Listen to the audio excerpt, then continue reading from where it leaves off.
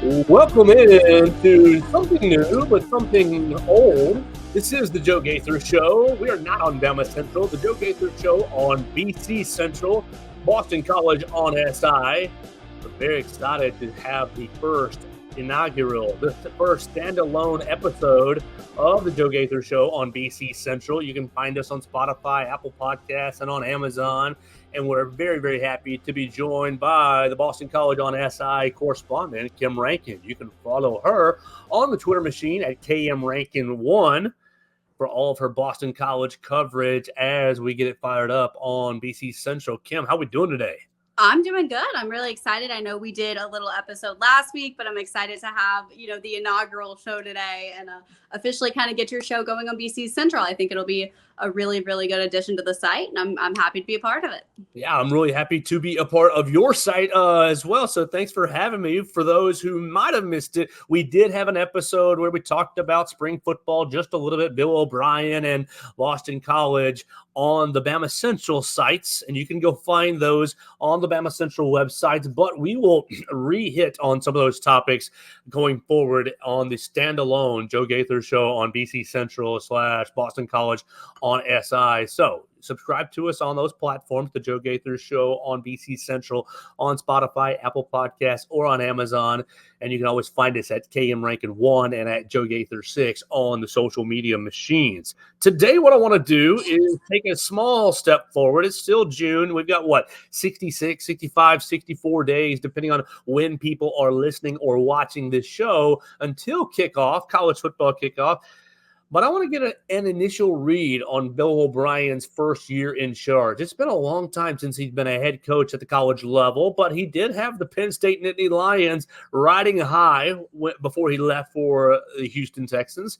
So we'll see how quickly or how long it'll take him to get Boston College back, back to some prominence. There were a couple of years where they were doing pretty well, and so we'll see if they can do that.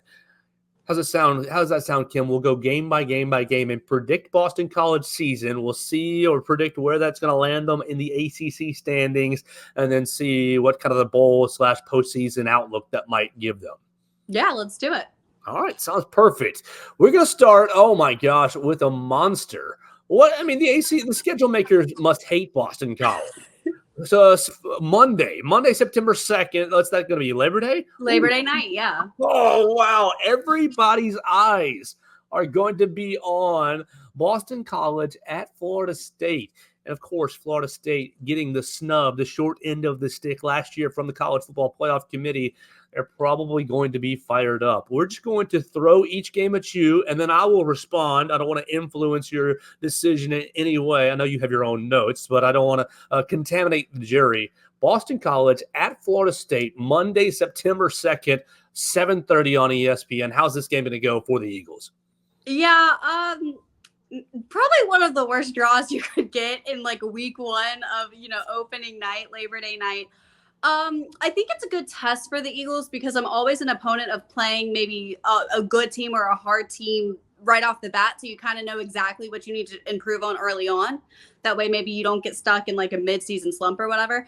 But I think Florida State's going to win. I know they've got a lot of question marks. They lost a lot of players, especially their quarterback, Jordan Travis, but they lost tons of players to the draft and the portal. And yeah, it's at Florida State. That is why I think they're going to lose. I mean, the environment there, regardless of how they're going to look, is very hostile, very loud, very, very big. And I just don't think Boston College can handle, that type of environment that Florida State gets out. They're one of the toughest places to play in college football for a reason. I think they're going to be really mad. It's really the first time they're able to really show that they're mad about what happened last year, about getting snubbed out of the college football playoff against Alabama. I know the players tried to make a statement and they were very loud on social media. I think some politicians even tried to do some laws or whatever, but this is really the first time they're going to be, playing another football game in their home arenas or in their home stadium since that happened. And I think Florida State pulls this one out and Boston College loses their first game of the season. Yeah, unfortunately, I'm with you 0-1. I mean, not only is Florida State talented, but they're going to be highly, highly motivated to make some statements throughout the year, and this will be their first chance. So I do think it's going to be a tough outing, a tough first game for Bill O'Brien. But you come back next week. I mean, it will be a little bit of a short week. Wrong tab. Boop, boop, boop, right there. You get a little bit of a short week. 5 days later, you're back at home for the home opener against the Duquesne Dukes. Yeah, that's a game I think they're gonna win. I mean, obviously, it's your first home game of the year with Bill O'Brien first, like Massachusetts native, very well known to the city and the community. Obviously, especially with his time with the Patriots, everyone in Massachusetts really knows him. I think that's a win. I think Boston College is just a better team, a stronger team, and I think that with them playing at home and everyone being excited and anticipated for that game, I think it evens out their record and they win that one. I'm with you. They're going to go 1-1. Duquesne not on their level. You're going to see Thomas. And correct me. Is it Castellanos or Castellanos?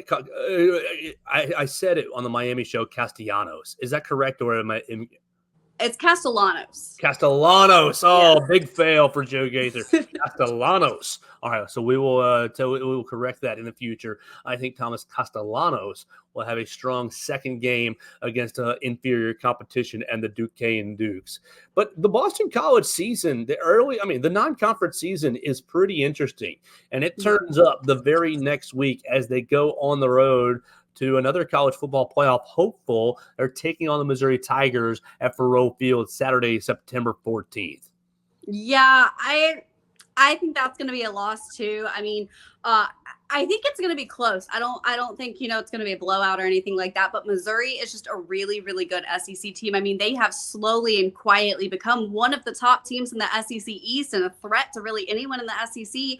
And I think they're just a really, really good team. And playing at home, I think Missouri pulls it out. I think it might be closer than the Florida State game. I don't think it'll be a massive blowout, but I do think Missouri pretty handedly wins that game. All right, so we are in lockstep so far. I also have a loss on my sheet. I think Missouri's going to really continue what they started last season. On the Missouri show with Joey Van Zimmeren, I think I had them ending up at 10-2. So it's going to be a tough third game, and they're falling to 1-2.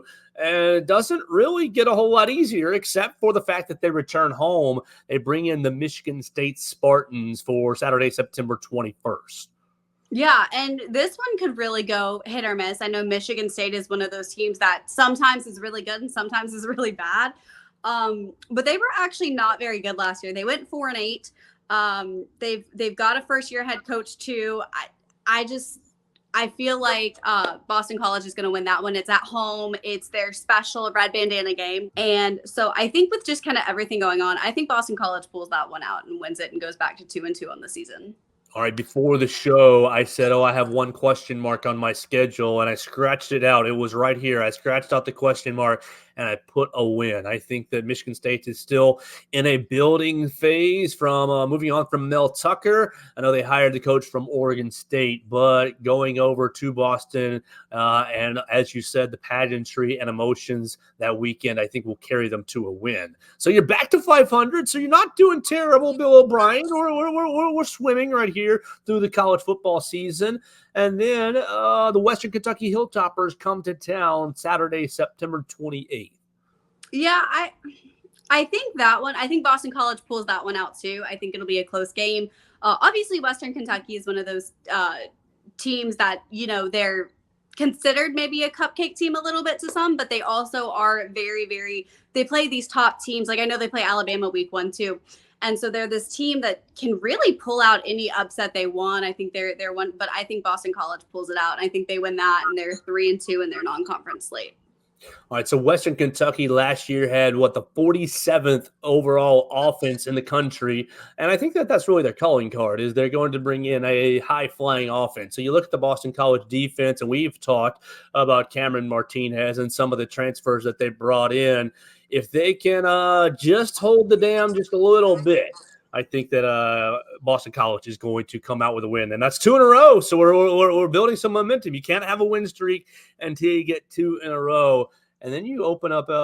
You've already had one ACC game. You go back into ACC play for basically the rest of the year. On Saturday, October 5th, the day before my birthday, at Virginia. Boston College wrecked Virginia last year. What do we make? Are we going to 3 wins in a row, or is this going to be a tough road trip? I think we're going to 3 in a row. I mean, Virginia is, again, one of those teams, kind of like Michigan State, where sometimes they can be really good, sometimes they can be really bad. But they went 3-9 last year. Boston College smoked them in the 20 and they're in 2023. And Boston College is 7-1 all time against Virginia. They've only won one game. Virginia's only had one win against Boston College. So I think that one, even though it's going to be a road test, I think it might be somewhat close, maybe because it's a road game. But I think Boston College gets that 3 in a row and wins that one too. I'm with you. I've got 3 in a row. And so now Boston College, Bill O'Brien, you're at 1, 2, 3, 4-2. So it's a pretty good little start to the season after 6 games. Let's pause right there as you got a bye week at 4-2. How are the Boston College faithful feeling about the start of the season? I think they'll feel good. This is a team that really just has always just kind of barely made bowl games, kind of six win, regular seasons for the last couple of years. Even though they are kind of an upset contending ACC program, they still they've never really had that chance to really make noise, and especially with the expanded playoffs. You can get into a playoff with 2-3 losses, maybe, depending on, how the college football season shapes out. So I think starting off 4-2 would be really, really good for the program and really good for the future of Bill O'Brien in Chestnut Hill. I agree with you. It'd be a nice, exciting time. But then you have a Thursday night game, and no one does Thursday night like Virginia Tech. I believe when I was a kid, they were one of the first marquee programs to embrace that as their evening. So Thursday night at Lane Stadium, you're going to get the Enter Sandman. Virginia Tech had really, really put it to Boston College last year. What's going to be the outcome for Boston College this season? Yeah, I think their 3-game winning streak ends right there. I think, if this was being played in Chestnut Hill, then I think they'd have a chance. But the fact is that Thursday night at Virginia Tech with just kind of that environment. And I think, they're very similar in the rankings. I think they both went 7-6 last year, if I'm not mistaken. But I think Virginia Tech is just a better team. I think they're a stronger team. And I think Virginia Tech pulls that one off, and that gives Boston College their 3rd loss of the season. Yeah, I'm with you there. It's going to be a tough road trip, and I think that Virginia Tech is going to take a big step forward with Kyron Drones in his, 2nd year and under center for Virginia Tech. You go back home, though. It's not all bad. You go back home, you get a little bit of a weird night. It's going to be the first time of the season that Boston College is playing on a Friday night. It'll be Friday, October 25th, and that's one thing the ACC is kind of doing this year to kind of get themselves on TV, which I think is great. You got to be creative when you are the 4th of the 4 power conferences. Back home, Friday night against the Louisville Cardinals. Yeah, actually, you just talked about a game being before your birthday. That game is on my birthday. Oh, man. Yeah, my birthday is October 25th. So happy birthday. Thank you. Maybe I'll go up there for fun for my birthday weekend and see if I can see a game. Louisville is one of the really big question marks I have for them. They're a really good program, but they lost a lot of players in the offseason. They lost their quarterback. They lost their 2 of their running backs, their top 2 running backs. They lost their top wide receiver. I have Boston College coming out of that with a win, but that is a very hesitant win. I think that game could really go either way. I think what kind of pushed me over the edge on that one was the fact that they lost multiple players and the fact it's homecoming and at home. And I think people are going to be really excited and amped up on a Friday night, maybe versus a 11, 2:30 or 3:30 game because it's Eastern time. On a Saturday. I think just kind of the night aspect, the homecoming aspect, and kind of everything else. But I think it's going to be very close. And so I have a hesitant win right there. Okay, well, I have a loss, but you're making a great case for a win. I'm going to stick to the L on my sheet, but I think you've made a really good case that it's going to be a great Friday night game in the ACC. Let's stop right there real quick because the next bye week is upon us, and just ask you your opinion on 2 factors. 1, the double bye week coming to college football this season, and 2, the ACC adopting Friday night as maybe its marquee evening.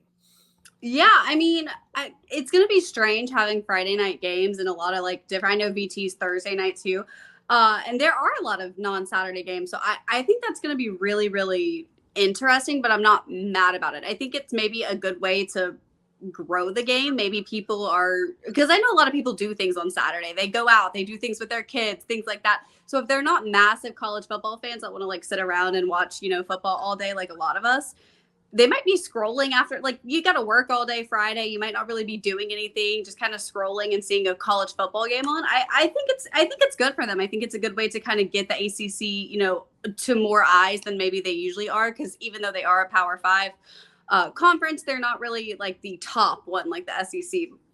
So I think it's a good way to kind of get more eyes maybe on the ACC. So I like it. It's going to be a very different, but I'm not mad about it. I think it's good. And also gives people like me who maybe cover a little bit of a break on a Saturday, which for anyone who hasn't covered, it's hard on Saturdays to work all day and then, all that. So I think it's good. I'm a fan of it. We'll see how it goes. We'll see if it does anything or helps anything, but just personally looking at it, I'm a fan of it. And the double bye week, what do you think that's going to do for the athlete in college football this year? I think it's going to help them overall. You get injuries, you get burnout, you get, cramps, whatever it is, you kind of get even minor injuries that maybe won't sideline you. You're still feeling kind of rough. And I think playing a lot of games in a short span is hard. I like it for rest wise. I don't know how I feel about it though, for just in general. Cause I know some teams will, if they have bye weeks, they're sluggish the next week coming out. So I think it just kind of depends for the teams. Overall, I'm a fan, but I think it depends for the teams and if I like it or not would be like how they come out after the bye week. Because some teams they'll have momentum after being rested. Some teams come out sluggish. It's really hit or miss depending on like the team you are. But I think overall, from a health and wellness standpoint, it's a good idea. All right, so you got the double bye week now behind you, and we're looking at maybe a favorable close to the 2024 season. I'll get your opinion on it, but it looks favorable to me, and it begins on Saturday, November 9th against the Syracuse Orange. Yeah, Syracuse is, again, I have Boston College winning that game. It's the same team. They have almost all the same players from last year. They didn't really lose anybody. Boston College beat them in 2023, and they have a true first-year head coach who hasn't coached at all season, like ever. He's never been a head coach. He's been a defensive back coach for the majority of his career.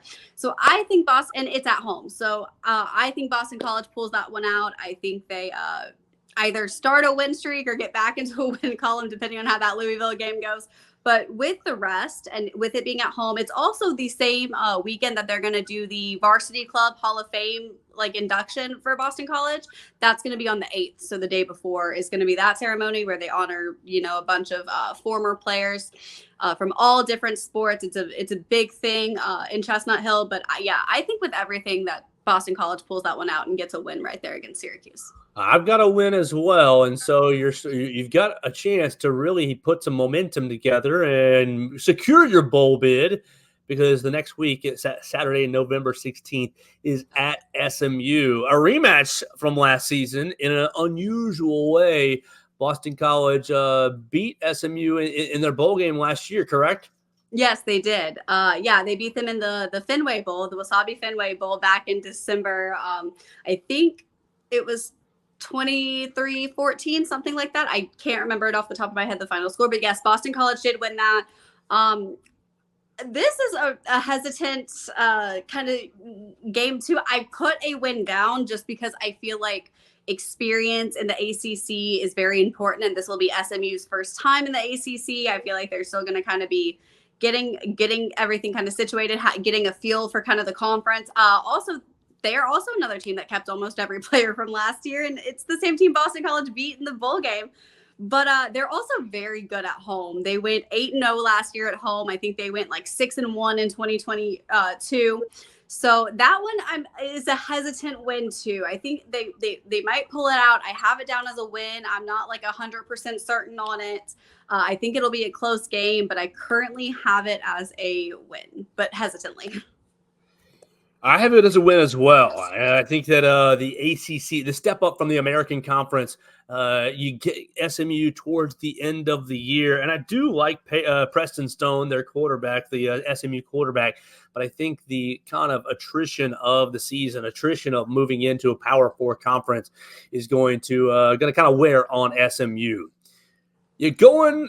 Okay, you're coming back home on Saturday, November 23rd, and maybe the last real tough game of the year against North Carolina. Yeah, UNC is a very good program just in general. I know they lost their starting quarterback Drake May to the draft. He got drafted by the Patriots, ironically enough. But I have them losing this game. I think UNC is going to pull this one out. They lost a couple guys, but UNC's always been one of those great turnover, like just programs where they're still good no matter how many guys they lose. I think it's going to come down to coaching, though, is more than the players. They have Mac Brown, a veteran college coach versus a first-year head coach for the Eagles, and Bill O'Brien, and someone who hasn't coached in college since 2013. And really, this will be, I think, his third season as a head coach in general for college. I think he only coached those 2 years at Penn State. And so I think that's going to come more down to coaching, and I think UNC will pull that one out. Even though they did lose a couple players last year, especially their starting quarterback. And they also picked up, which I didn't know, I actually did the Boston College early opponent preview for UNC, actually went out this morning on the Boston College site, so you can go check that out, self-promo. But Max Johnson, LSU and A&M former quarterback who's a graduate student who's been in college football forever, actually transferred to UNC this offseason. I'm expecting him to be the starting quarterback next year for them. But yeah, I think with, a 6 year like graduate student quarterback and a veteran coach, I think UNC pulls that one out and wins that game. I'm with you as well. So a loss for Boston College against North Carolina, and you go into the season finale against, Pitt, who had a terrible year last year. Let me double check myself. You're back at home for the season finale. So you finished 3 out of the last 4 games at home. The Pitt Panthers bringing in, are they going to be playing Eli Holstein, our Alabama transfer? That would definitely be interesting if they did. I actually have no idea who the starting quarterback for Pitt will be. But yeah, they were very bad last year. They went 3-9. The thing about Boston College and Pitt all time is they get really streaky. So like Pitt will win a couple, and then BC will win a couple, and then Pitt will win a couple. It's very rare you kind of have them back to back. But I think Boston College is the better team. It's being played at home. Pitt just hasn't really been very good. I know they were good a couple of years ago, but they've kind of gone downhill. Had a really, really bad season last year. And like I said, with it being at home, I think home field advantage really helps some of these games.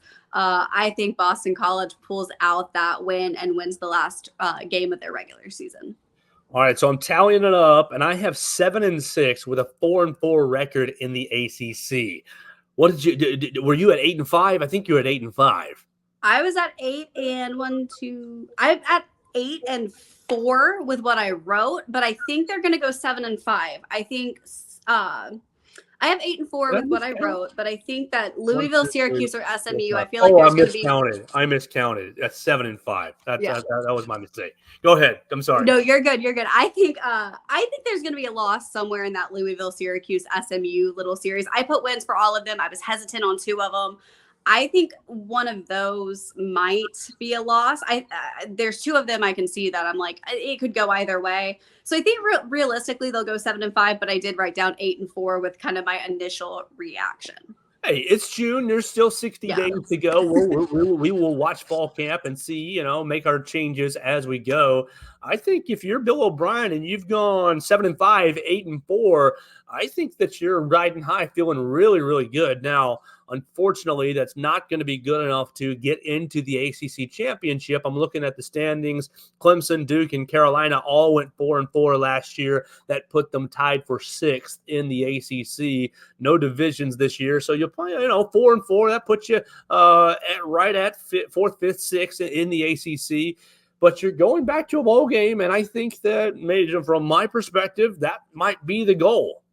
Yeah, absolutely. I mean, I know they went to a bowl game last year. They usually go to bowl games because they usually finish right around 6-6 on the year. So I think they went 7-6 last year with the bowl game added, 6-6 in the regular season. So I think going 7-5 or 8-4, like that's just a really good success rate for a first-year head coach who's still trying to learn with a recruiting class that he's had no part of, a transfer class he might have had a little part of at like kind of the tail end, but really, yeah, I don't think you could ask for too much better from a first-year head coach in Bill O'Brien if you went 7-5 or 8-4. As long as you, I think, get into a bowl game, I think the season's a success. So yeah, that's not bad at all. You're looking at Boston College's bowl history. The last time they went to back-to-back bowls was 16 and 17. And then, of course, they did it again in 13 and 14. So that's building a little streak going 23 and 24. I'm looking at the bowl games, the ACC affiliates. Kim, obviously the Fenway Bowl would have your heart, but I don't know if that would excite the Boston College players just staying home in Boston.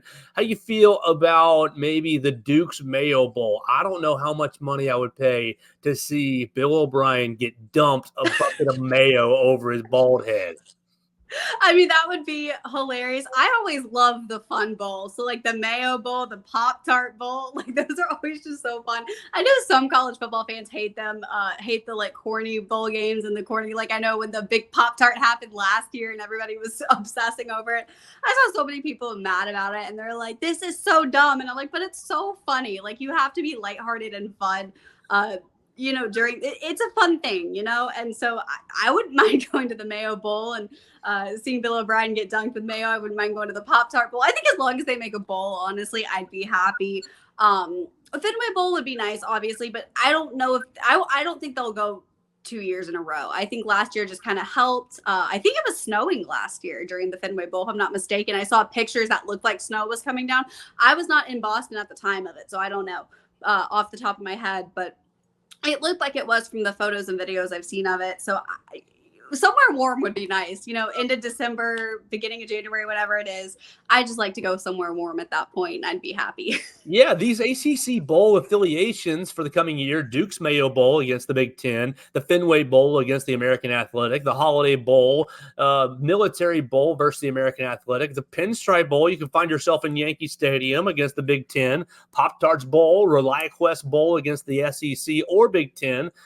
Here's your warm weather: TaxSlayer Gator Bowl against the SEC, and the Tony the Tiger Sun Bowl. So there's a lot of fun bowl affiliations for the ACC this season. Yeah, and you know what? If we do end up going to the Pinstripe Bowl, I will make sure to not wear anything Red Sox because I think Yankee Stadium's a cool stadium. I'd love to see it. I don't think I could actually walk in there in Red Sox stuff, though, even for a college football bowl. So I'll be sure to not pack anything Red Sox if Boston College ends up heading that way. Well, Kim, thanks for your time. We're going to keep up with you on BCCentral. We're going to keep up with you at Kim Rankin 1 on the Twitter machine. Make sure you read her stuff as Bill O'Brien gets year number 1 started right there on Boston College on SI. You can just type it right into your Google machine. It'll come right up. And we're excited to keep this show rolling. We'll be back for another week next week. Kim, tell everybody what you're working on this week on Boston College on SI. Yeah, so I mean, kind of similar to how it is during the summer months. I've got obviously opponent previews for football. I know we're going to do position previews next month, which will be really good. A lot of recruiting, a lot of, I think official visits just wrapped up. A lot of players that still are soon making their decision on where they're going to college for the class of 2025. So we'll have a lot of commitments, a lot of recruiting stuff on the site this week. Thanks for your time, Kim. We'll catch up with you next week. Yeah, thanks for having me. Absolutely. And that's Kim Rankin, the Boston College expert for us on Boston College on SI. We appreciate everybody watching us. You watch us on YouTube, on Facebook, or on Twitter. You subscribe to us on Spotify, Apple Podcasts, or on Amazon. We'll do this each and every week, keeping up with the Eagles. We'll work our way through football season. ACC Media Days are coming quickly. So stick with us right here on the Joe Gaither Show on BCCentral.